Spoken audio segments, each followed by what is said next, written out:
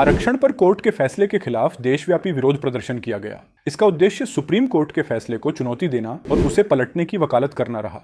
बिहार समेत अन्य राज्यों में भारत बंद की वजह से सेवाएं प्रभावित हुई। कई जगहों पर सड़कों को ब्लॉक किया गया। पटना में भी प्रदर्शनकारी सड़कों पर उतरे। ऐसे ही मुजफ्फरपुर के अलग अलग चौक चौराहों पर विरोध प्रदर्शन हुआ। आरक्षण को लेकर देश भर में जारी भारत बंद का असर भोजपुर में भी देखने को मिला। यहाँ पर माले कार्यकर्ताओं ने सुप्रीम कोर्ट के फैसले के खिलाफ जमकर विरोध प्रदर्शन किया। दरभंगा जंक्शन पर भीम आर्मी समेत कई पार्टियों ने प्रदर्शन किया। वहीं पटना में प्रदर्शनकारियों पर लाठीचार्ज किया गया।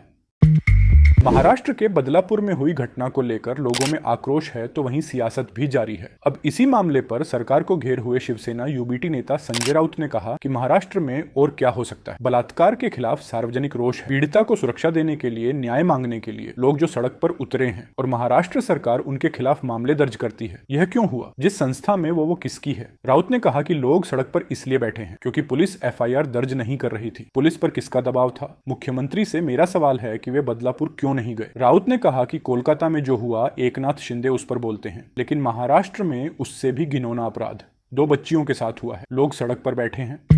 विधानसभा चुनाव से पहले कांग्रेस सांसद राहुल गांधी जम्मू के दौरे पर हैं। इस दौरान कार्यकर्ताओं के साथ एक बैठक को संबोधित करते हुए राहुल ने पीएम मोदी पर करारा हमला बोला है। उन्होंने कहा कि पीएम के सेल्फ कॉन्फिडेंस को हमने तोड़ दिया। आपने देखा होगा पहले जो मोदी जी चौड़ी छाती करके आते थे, वैसे अब नहीं आते। आपने देखा है चुनाव में इंडिया गठबंधन ने मोदी और उनकी पार्टी को खत्म कर दिया। उनको मैंने नहीं, मोहब्बत और एकता ने हराया। राहुल ने कहा कि हिंदुस्तान के इतिहास में पहली बार हुआ है कि किसी राज्य का दर्जा छीनकर उसे केंद्र शासित प्रदेश बनाया गया है। हमारे लिए जरूरी है कि इसे इसका पुराना दर्जा वापस मिले।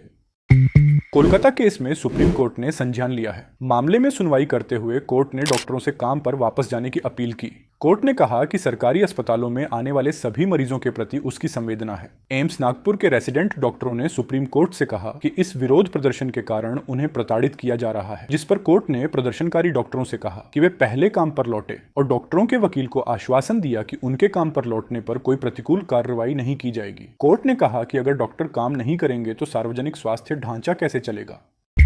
महाराष्ट्र के बदलापुर में स्कूली छात्राओं के यौन शोषण मामले पर सुप्रिया सुले ने डिप्टी सीएम देवेंद्र फडणवीस का इस्तीफा मांगा, जो कि राज्य के गृह मंत्री भी हैं। सुप्रिया सुले ने कहा कि देवेंद्र फडणवीस आजकल महाराष्ट्र में कम और दिल्ली में ज्यादा नजर आते हैं। देवेंद्र फडणवीस को नैतिकता के आधार पर इस्तीफा देना चाहिए। सुप्रिया सुले ने कहा कि राज्य की कानून व्यवस्था चरमा हुई है। महिलाओं पर अत्याचार बढ़ता जा रहा है। महाराष्ट्र में क्राइम बढ़ता जा रहा है। बता दें कि बारामती से एनसीपी की सांसद सुप्रिया सुले ने कहा कि बदलापुर की घटना को हम सभी को संवेदनशील तरीके से देखना चाहिए, क्योंकि वो हमारी बच्ची है, देश की बच्ची है।